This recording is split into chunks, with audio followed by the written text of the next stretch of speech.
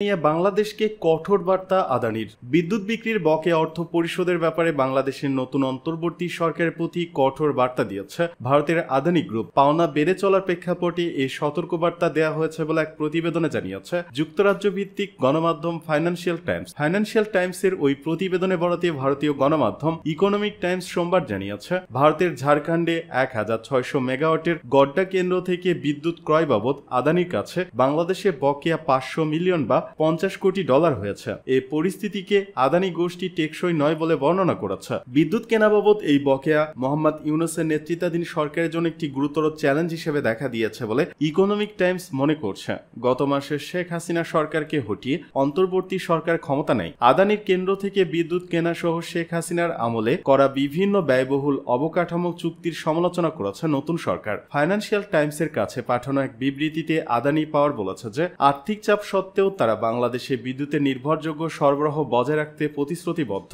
কোম্পানিটি বলেছে, আমরা বাংলাদেশের সাথে আলোচনা চালিয়ে যাচ্ছি এবং তাদের জানিয়েছি যে পরিস্থিতি আর টেকসই পর্যায়ে নেই, কারণ আমরা একদিকে যেমন বিদ্যুৎ সরবরাহের বিষয়ে প্রতিশ্রুতি বজায় রাখছি, অন্যদিকে তেমনি আমাদের ঋণদাতা ও সরবরাহকারীদের কাছে দেওয়া অঙ্গীকারও রয়েছে। এদিকে প্রধান উপদেষ্টা ডক্টর মোহাম্মদ ইউনূসের জ্বালানি বিষয়ক শীর্ষ উপদেষ্টা ফয়জুল করিম খান ফিনান্সিয়াল টাইমসকে জানিয়েছেন আদানি গোষ্ঠীর কাছে বাংলাদেশের পাওনা রয়েছে $49.20 কোটি এবং এই অর্থ পরিশোধে আন্তর্জাতিক ঋণদাতাদের সাথে ইতিমধ্যে যোগাযোগ শুরু করেছে বাংলাদেশের সরকার। ভারত পার্শ্ববর্তী দেশগুলোর সঙ্গে প্রভুত্ব রাজনীতি করেছে, অভিযোগ মির্জা ফখরুলের। ভারত সবসময় পার্শ্ববর্তী দেশগুলোর সঙ্গে প্রভুত্ব একটা রাজনীতি করেছে বলে মন্তব্য করেছেন বিএনপি মহাসচিব মির্জা ফখরুল ইসলাম আলমগীর। সোমবার রাজধানীর শেরেবাংলা নগরস্থ চন্ডিমা উদ্যানে ভারতের প্রতিরক্ষামন্ত্রী রাজনাথ সিং তাদের সশস্ত্র বাহিনীকে যুদ্ধের জন্য প্রস্তুত থাকতে বলার বিষয়ে দৃষ্টি আকর্ষণ করা হলে তিনি এ মন্তব্য করেন। এর আগে জাতীয়তাবাদী মহিলা দলের 46তম প্রতিষ্ঠা বার্ষিকী উপলক্ষে বেলা 11টায় সংগঠনের সভাপতি আফরোজা আব্বাস, সাধারণ সম্পাদক সুলতানা আহমেদ, যুগ্ম সাধারণ সম্পাদক হেলেন জেরিন খান সহ নেতাকর্মীদের নিয়ে শেরেবাংলা নগরে বিএনপির প্রতিষ্ঠাতা জিয়াউর রহমানের মাজারে আসেন বিএনপি মহাসচিব। সেখানে শ্রদ্ধা জানানোর পর প্রয়াতের রুহের মাগফিরাত কামনা করে বিশেষ মোনাজাত করা হয়। এ সময় বিএনপির স্থায়ী কমিটির সদস্য বেগম সেলিমা রহমান ও ডাক্তার AZ-M জাহিদ হোসেন সহ মহিলা দলের কয়েকশো নেতাকর্মী ছিলেন। বিএনপি মহাসচিব বলেন, ভারত তার পার্শ্ববর্তী দেশগুলোর সঙ্গে তাদের যে রাজনীতি এবং তাদের যে আচরণ সেটা কোনো প্রেক্ষিতে কিভাবে করছেন সেটা তারা ভালোই বোঝেন, কিন্তু দুর্ভাগ্যজনকভাবে আমরা দেখতে পাচ্ছি শুধু বাংলাদেশ নয়, পার্শ্ববর্তী দেশগুলোর সঙ্গেও ভারতের সম্পর্ক খুব ভালো যাচ্ছে না। এর প্রধান কারণ যেটা আমার কাছে মনে হয়, ভারত সবসময় প্রভুত্ব একটা রাজনীতি এই দেশগুলোর সঙ্গে পার্শ্ববর্তী দেশগুলোর সঙ্গে করছে,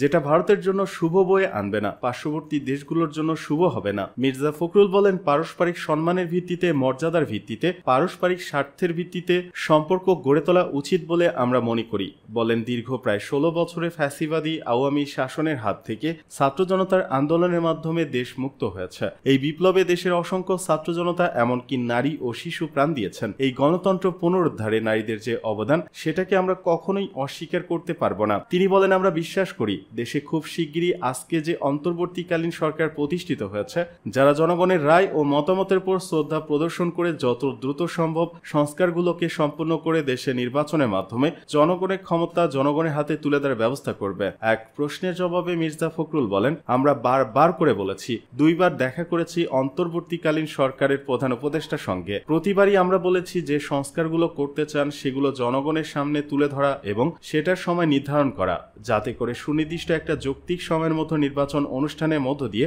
জনগণের ক্ষমতা জনগণের হাতে তুলে দেওয়া যেতে পারে। সেজন্য আমরা তাকে অনুরোধ করেছি। তিনি বলেন, আজকে মহিলা দল তাদের প্রতিষ্ঠা বার্ষিকীতে শপথ নিয়েছে যে স্বাধীনতা অর্জন করা হয়েছে এই স্বাধীনতাকে সুসংহত করবার জন্য, গণতন্ত্রকে পুনরুদ্ধার করবার জন্য এবং দেশে আইনের শাসন জনগণের শাসন প্রতিষ্ঠা করবার জন্য তারা তাদের সংগ্রামকে অব্যাহত রাখবে।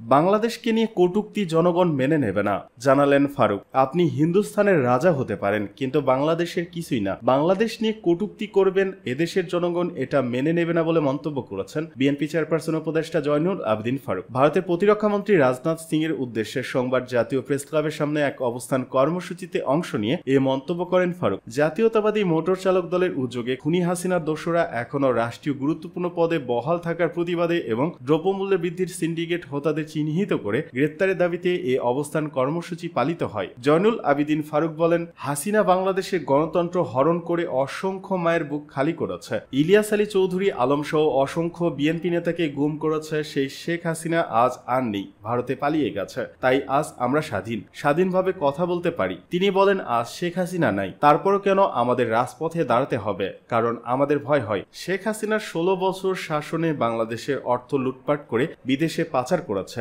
গরিব দুঃখীর পেটে লাথি মেরেছে। তার দোসর বিভিন্ন জায়গায় এখনো প্রতিষ্ঠিত, তারা আবার ষড়যন্ত্র করার চেষ্টা করছে। তাই অন্তর্বর্তীকালীন সরকারকে বলবো, তারা যেন আবার সুযোগ নিয়ে বাংলাদেশের মানুষদেরকে শোষণ না করে। বিরোধী দলের সাবেক এই চিফ হুইপ বলেন, হিন্দুস্তানের প্রতিরক্ষা মন্ত্রী, আপনি হিন্দুস্তানের রাজা হতে পারেন, কিন্তু বাংলাদেশের কিছুই না। আপনি বাংলাদেশকে নিয়ে কটূক্তিপূর্ণ কথা বলবেন, বাংলাদেশের জনগণ এটা মেনে নেবে না। পূর্বে কখনো মানেনি, এখনো মানবে না।